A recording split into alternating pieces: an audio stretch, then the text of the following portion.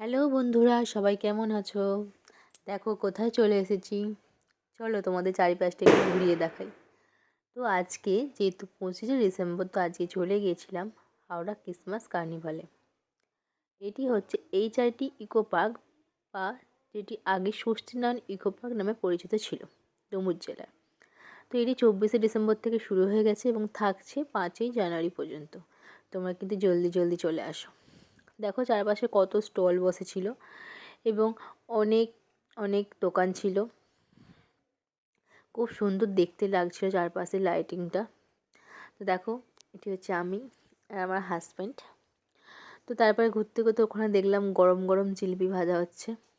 দেখো, তো চারিপাশটি ঘুরে আমরা চলে গেছিলাম এবার রাইডসের দিকে। দেখো এখানে অনেক রকম নাগরদোলা ছিল। তো তার মধ্যে আমরা একটু নাগরদোলা চেপে মজা করে নিলাম। তো আমি এবং আমার বান্ধবী মিলে একটু ব্রেক ডান্সে চেপে নিলাম, খুব মজা হয়েছে। তো তোমরাও জলদি জলদি চলে আসো। দেখা হচ্ছে পরের ভিডিওতে। গুড নাইট, ভালো থেকো, টাটা।